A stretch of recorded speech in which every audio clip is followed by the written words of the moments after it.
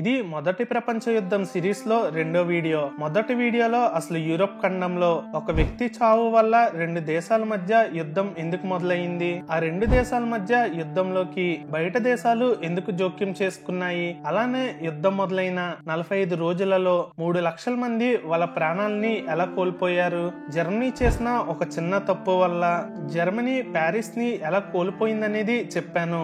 ఈ రోజు వీడియోలో యూరోప్ ఖండం నుంచి ప్రపంచం మొత్తానికి ఈ యుద్ధం ఎలా చేరుకున్నదనేది చెప్పబోతున్నాను. ఇంకా లేట్ చేయకుండా వీడియోని మొదలు పెడదాం. ఎప్పుడైతే బ్రిటన్ జర్మనీ మీద యుద్ధం ప్రకటించిందో కొన్ని రోజులకి జపాన్ కూడా బ్రిటన్ కి మద్దతుగా జర్మనీ మీద యుద్ధం ప్రకటించింది. ఇక్కడ ప్రశ్న ఏమిటంటే అసలు ఎక్కడో ఏషియాలో ఉన్న జపాన్ జర్మనీ మీద యుద్ధం ఎందుకు ప్రకటించింది? ఇది తెలుసుకోవాలంటే కొన్ని సంవత్సరాల వెనక్కి వెళ్ళాలి. 1840ల కాలంలో జపాన్ ఫ్యూడల్ సొసైటీగా ఉండేది. ఫ్యూడల్ సొసైటీ అంటే ఏమిటంటే వాళ్ళు ప్రపంచానికి దూరంగా ఉండేవాళ్ళు. బయట దేశాలకి వాళ్ళకి ఎలాంటి సంబంధం ఉండదు. సింపుల్ గా అర్థమయ్యేలా చెప్పాలంటే ఇప్పుడు నార్త్ కొరియా ఏ విధంగా అయితే ఉందో ఆ విధంగా అప్పట్లో జపాన్ వాళ్ళు ఉండేవాళ్ళు. అది 1853వ సంవత్సరం. అమెరికాకి చెందిన మాథ్యూ పెర్రీ అనే సైనికుడు 4 నౌకలతో టోక్యోకి చేరుకున్నాడు. అప్పటి జపాన్ ని పరిపాలిస్తున్న రూలర్ ని బెదిరించి బయట దేశాలతో ట్రేడ్లకి ఒప్పించాడు. దానితో జపాన్ లో ఉండే ప్రజలు బయట దేశాల వాళ్ళతో కలవడం మొదలు పెట్టారు. కొన్ని సంవత్సరాలకి జపాన్ లో నియంత్రణ పాలన పోయింది. జపాన్ వాళ్ళు వెస్టర్న్ కల్చర్ ని పాటించడం మొదలు పెట్టారు. దీనిని మీజీ రిస్టోరేషన్ అని అంటారు. అప్పుడప్పుడే మోడర్న్ కంట్రీగా ఎదుగుతున్న జపాన్ తన పవర్ ని ప్రపంచానికి చూపించాలని అనుకుంది. జపాన్ మొదటగా కొరియాని టార్గెట్ చేసింది. అప్పట్లో కొరియా అనేది చైనాకి ఒక ట్రిబ్యూటరీ స్టేట్ గా ఉండేది. ట్రిబ్యూటరీ స్టేట్ అంటే ఏంటో సింపుల్ గా అర్థమయ్యేలా చెప్తా. కొరియా ఏమనుకునేదంటే ఏషియాలో చైనాయే అతి పవర్ఫుల్ కంట్రీ అని నమ్మేది. కొన్ని సంవత్సరాలకు ఒకసారి చైనాకి కొరియా వాళ్ళు గిఫ్ట్స్ అవి పంపించేవాళ్ళు. దీనిని ట్రిబ్యూట్ అని అంటారు. ఈ గిఫ్ట్లకి రిటర్న్ గా కొరియాకి చైనా ప్రొటెక్షన్ ఇచ్చేది. అంటే కొరియా మీద ఎవరైనా దాడి చేస్తే చైనా తన సైన్యంతో కొరియాని రక్షించేది. కానీ ఇప్పుడు జపాన్ కొరియాని ఆక్రమించాలని అనుకుంటుంది. జపాన్ ఆక్రమించాలి అని అనుకోవడానికి ఒక కారణం కూడా ఉంది. కొరియా భూమి భాగం నుంచి జపాన్ మీద సులువుగా దాడి చేయవచ్చు. సో కొరియాని జపాన్ కంట్రోల్లో ఉంచుకోవాలని జపాన్ అనుకుంది. ఈ విషయం చైనాకి అర్థమైంది. అప్పుడు చైనా మరియు జపాన్ కలిపి ఒక అగ్రిమెంట్ ని రాసుకున్నారు. ఒకవేళ ఏ దేశమైనా కొరియాలోకి తన సైన్యాన్ని పంపించాలంటే వేరే దేశానికి చెప్పి పంపించాలి. అంటే ఒకవేళ జపాన్ కొరియాలోకి తన సైన్యాన్ని పంపిస్తే ముందుగా చైనాకి ఇలా మా సైన్యాన్ని పంపిస్తున్నామని ముందే చెప్పాలి. అలానే చైనా కూడా జపాన్ కి చెప్పాలి. 1884-85లో ఈ రెండు దేశాలు ఈ అగ్రిమెంట్ ని ఒప్పుకున్నాయి. కొన్ని సంవత్సరాలు గడిచాయి. ఈ మధ్య సమయంలో కొరియాలో ఒక మూవ్మెంట్ మొదలయ్యింది.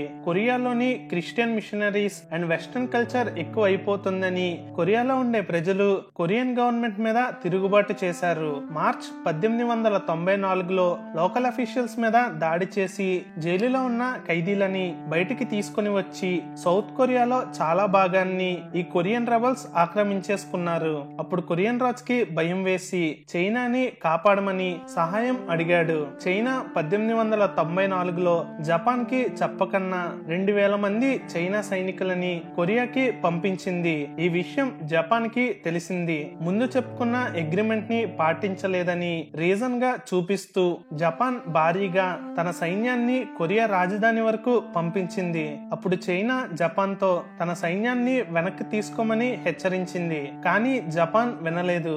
దీనితో జపాన్ మరియు చైనా మధ్య యుద్ధం మొదలైంది. దీన్ని ఫస్ట్ సైనో జపాన్ వార్ అని అంటారు. ఈ యుద్ధంలో జపాన్ గెలిచింది. ఏషియా ఖండంలో ఒక సూపర్ పవర్ గా ఎదుగుతుంది. అయితే ఏషియాలో ఆ సమయానికే ఫ్రాన్స్ మరియు రష్యాలు కూడా వేరే దేశాన్ని ఆక్రమించి సూపర్ పవర్ గా ఎదుగుతున్నాయి. రష్యాకి చెక్ పెట్టాలని ఒకవైపు జపాన్ మరియు ఇంకోవైపు బ్రిటన్ అనుకుంది. అప్పుడు బ్రిటన్ మరియు జపాన్ కలిసి ఒక కూటమిగా ఏర్పడ్డాయి. 1902లో ఆంగ్లో జాపనీస్ అలయన్స్ ని సైన్ చేశారు. ఈ ఆంగ్లో జాపనీస్ అగ్రిమెంట్ ఏమిటంటే ఒకవేళ ఏవైనా రెండు దేశాలు కలిసి బ్రిటన్ మీద గాని జపాన్ మీద గాని దాడి చేస్తే అప్పుడు ఒక దేశం ఇంకో దేశానికి సహాయం చేసుకోవాలి. ఉదాహరణకి ఫ్రాన్స్ మరియు రష్యాలు ఒక్కటయ్యి జపాన్ మీద దాడి చేస్తే చేస్తే బ్రిటన్ జపాన్ తరపున తన సైన్యాన్ని పంపించి యుద్ధం చేయాలి. అదే రష్యా ఒక్కటే జపాన్ మీద దాడి చేస్తే జపాన్ ఒక్క దేశమే రష్యాతో యుద్ధం చెయ్యాలి.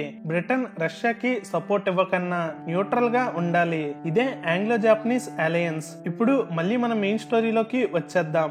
ఎప్పుడైతే బ్రిటన్ జర్మనీ మరియు ఆస్ట్రియా మీద యుద్ధం ప్రకటించిందో బ్రిటన్ తో ఉన్న ఒప్పందం ప్రకారం ఆగస్టు 15, 1914 జపాన్ జర్మనీకి ఒక వార్నింగ్ లెటర్ ని పంపించింది. చైనా పోర్ట్ లో ఉన్న జర్మనీ నౌకలని తక్షణమే వెనక్కి తీసుకోవాలని, అలానే చైనాలో ఉండే పోర్ట్ ని జర్మనీ కంట్రోల్ చేసేది. ఆ పోర్ట్ ని జపాన్ కి అప్పగించేమని చెప్పింది.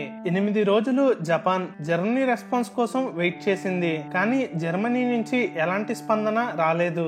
దానితో జపాన్ ఆగస్టు 23, 1914 జర్మనీ మీద యుద్ధం ప్రకటించింది. ఏషియా మరియు పెసిఫిక్ ప్రాంతాలలో ఉన్న జర్మనీ నౌకల మీద జపాన్ దాడి చేయడం మొదలుపెట్టింది.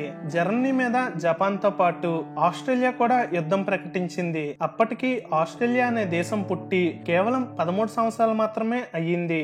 ఆస్ట్రేలియా ఇలా చేయడానికి ఒక కారణం ఉంది. 1788 నుంచి ఆస్ట్రేలియా బ్రిటిష్ల ఆధీనంలో ఉండేది. ఆస్ట్రేలియాకి 1901లో స్వతంత్రం వచ్చినప్పటికీ ఆస్ట్రేలియాలో ఉండే చాలా మంది ప్రజలు యునైటెడ్ కింగ్డమ్ అనేది వాళ్ళ మదర్ ల్యాండ్ అని నమ్మేవాళ్ళు. వాళ్ళ పేరెంట్స్, గ్రాండ్ పేరెంట్స్ అందరూ యునైటెడ్ కింగ్డమ్ నుంచే వచ్చారని నమ్మేవాళ్ళు. వాళ్ళ స్కూల్ పుస్తకాల్లో కూడా బ్రిటిష్ వాళ్ళ హిస్టరీయే చెప్పేవాళ్ళు. బ్రిటిషర్స్ కి వాళ్ళ విశ్వాసాన్ని చూపించుకోవడానికి ఆస్ట్రేలియా జర్మనీ మీద యుద్ధం ప్రకటించింది. అప్పటి ఆస్ట్రేలియా ప్రైమ్ మినిస్టర్ అయిన ఆండ్రూ ఫిషర్ యునైటెడ్ కింగ్డమ్ ని ఉద్దేశిస్తూ మా మాతృభూమిని కాపాడుకోవడానికి చివరి వ్యక్తి వరకు పోరాడతామని చెప్పాడు. మొదటిగా ఆస్ట్రేలియా తన సైన్యాన్ని పంపించి జర్మనీ ఆక్రమించుకున్న న్యూ గునియా అనే దీవిని ఆక్రమించుకుంది.